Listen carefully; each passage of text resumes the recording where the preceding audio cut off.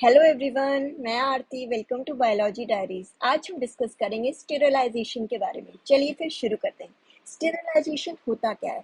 ये एक प्रोसेस होता है जिसके अंदर किसी भी मीडियम या फिर किसी सरफेस या फिर किसी आर्टिकल को हम माइक्रोब फ्री करते हैं। यानी कि it is a process by which a surface, कोई भी मीडियम या फिर कोई भी article becomes free from all the microorganisms। जितने भी माइक्रोब्स होते हैं हमारे, like fungi, bacteria, virus, protozoa, इनसे फ्री कर देते हैं उस सरफेस, उस मीडियम, उस आर्टिकल को। Plus the vegetative and the sporing phase. अब वेजिटेटिव फेज कौन सी होती है? Vegetative phase basically growing stage को बोलते हैं, जिसमें ग्रोथ होती है, यानी कि ये एक्टिव फॉर्म होती है माइक्रोब्स की। अब स्पोरिंग स्टेज कौन सी होती है? ये होती है स्पोर्स की स्टेज, जिसमें स्पोर की फॉर्मेशन होती है। बेसिकली जब किसी भी माइक्रोब को अनफेवरेबल कंडीशंस आ जाएं। वेजिटेटिव फेज तो ग्रोथ की फेज है, तो बेसिकली उसमें एक फेवरेबल कंडीशंस होंगी तभी तो वो ग्रो कर रहा है। स्पोरिंग स्टेज में जब कन्वर्ट होते हैं माइक्रोब्स, जब उनके पास अनफेवरेबल कंडीशंस आ जाती हैं, यानी कि वो ग्रोथ नहीं कर पाते, उस टाइम पीरियड में कोई ग्रोथ नहीं होती, वो अपनी एनर्जी को सेव करते हैं। जब भी उनको फेवरेबल कंडीशन मिलती है, वो वेजिटेटिव फेज में कन्वर्ट हो जाते हैं। Got it? स्टेरिलाइजेशन के अंदर vegetative phase plus sporing phase दोनों को ही किल करा जाता है। They are sterilised by removing और किलिंग देम। उनको रिमूव करके या उनको मार के उस सरफेस, उस मीडियम, उस आर्टिकल को हम माइक्रो फ्री कर देते हैं। Got it?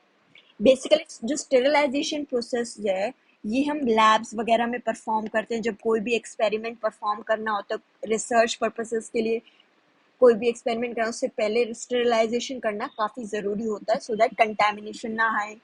क्लिनिक्स में यूज़ करते हैं हम इसका। Got it? अब एक और टर्म होती है डिसइंफेक्शन। डिसइंफेक्शन भी एक प्रोसेस होता है जिसके अंदर हम सारे माइक्रोब्स को डिस्ट्रक्ट करते हैं, डिस्ट्रॉय करते हैं। इतना डिस्ट्रॉय करते हैं कि वो कैपेबल नहीं होते किसी भी इन्फेक्शन को कॉज करने के लिए लिविंग सेल्स में, लिविंग ऑर्गेनिजम्स में। लेकिन बट दे मे और may not kill the spores. Disinfection process में जो है, हम सिर्फ वेजिटेटिव फेज को डिस्ट्रॉय कर पाते हैं, लेकिन स्पोरिंग स्टेज को नहीं डिस्ट्रॉय कर पाते हैं।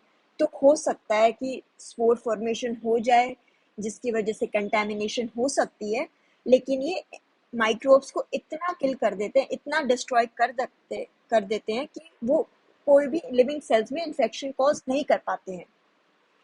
Got it? अब डिसइंफेक्शन में जो है, हम कुछ डिसइंफेक्टेंट्स यूज करते हैं।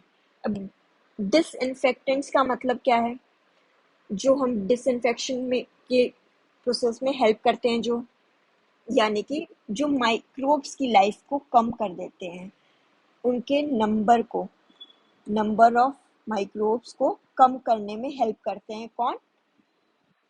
डिसइंफेक्टेंट्स। यानी कि वो हमारी हेल्थ को अफेक्ट नहीं कर पाते हैं, इतना उनका नंबर कम हो जाता है। Got it? अब काफ़ी सारे डिसइंफेक्टेंट्स यूज़ करते हैं हम। For example like phenol use करते हैं जो हम, वो भी एक तरह का डिसइंफेक्टेंट होता है। बेसिकली जो डिसइंफेक्टेंट्स होते हैं वो एंटी माइक्रोबियल्स होते हैं। एंटी माइक्रोबियल्स यानी जो माइक्रोब्स को किल करते हैं, उनके नंबर को कम कर देते हैं, सो दैट वो हमारी हेल्थ को अफेक्ट ना डाल पाए। Got it? जो डिसइंफेक्टेंट्स है वो हम यूज करते हैं नॉन लिविंग ऑब्जेक्ट्स के ऊपर। जो नॉन लिविंग थिंग्स होती हैं हमारी, उनके ऊपर हम डिसइंफेक्टेंट्स का यूज करते हैं माइक्रोब्स को किल करने के लिए। Got it? There is another term called as the antiseptic. Antiseptics जो हैं, ये भी एंटी माइक्रोबियल्स ही होते हैं, आपको पता ही है। ये माइक्रोब्स की ग्रोथ को स्टॉप कर देते हैं, यानी कि माइक्रोब्स की ग्रोथ को इनहिबिट कर देते हैं, वो ग्रो नहीं कर पाते हैं। यानी कि ये लिविंग ऑर्गेनिजम्स को किल करते हैं एंटीसेप्टिक्स। लेकिन डिसइंफेक्टेंट सिर्फ नॉन लिविंग ऑब्जेक्ट्स पे जो प्रेजेंट होते हैं उनको किल करते हैं। एंटीसेप्टिक्स माइक्रोब्स की ग्रोथ को इनहिबिट कर देते हैं। फॉर एग्जांपल लाइक अल्कोहल हो सकता है, अल्कोहल यूज करते हैं as an antiseptic, Dettol use करते हैं, हाइड्रोजन पेरोक्साइड यूज करते हैं as an antiseptic. Got it. अब स्टेरिलाइजेशन क्यों करनी पड़ी हमें, क्या एम है, क्या पर्पस, क्या है स्टेरिलाइजेशन करने का? बेसिकली ये किसी भी चीज को पैथोजन फ्री कर देते हैं, पैथोजन्स को किल करने का काम करते हैं।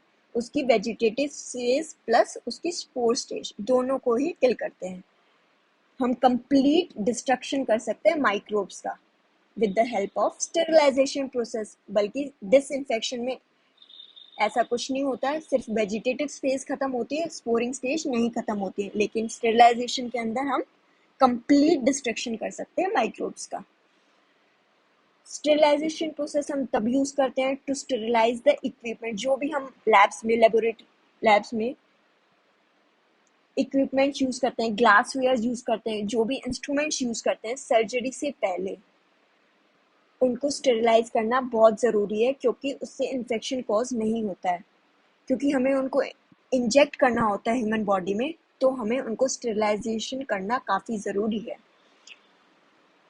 स्टेरिलाइजेशन के प्रोसेस से हम ग्लासवेयर्स को, जितने भी हम इंस्ट्रूमेंट्स यूज़ करते हैं लैब में, उनको रेडी कर सकते हैं, मतलब यूज़ करने के लिए कभी भी यूज़ कर सकते हैं हम उनको। इस तरह से हम रेडी कर सकते हैं उनको स्टेरिलाइजेशन प्रोसेस करके, कि हम उनको कभी भी यूज़ कर लें। Next is the for the safety of health care workers and the patients. अब स्टेरिलाइजेशन से एनवायरनमेंट भी पैथोजन फ्री होगा, माइक्रोब्स नहीं होंगे, कंटेमिनेशन नहीं होगा, जिसकी वजह से हम पेशेंट्स और जितने भी हेल्थ केयर वर्कर्स काम कर रहे होते हैं उनकी सेफ्टी भी प्रोवाइड करते हैं स्टेरिलाइजेशन करके। Got it. I hope this video is helpful to you. Share your views in comment section. Do like, share, subscribe to my channel for more videos. Thank you.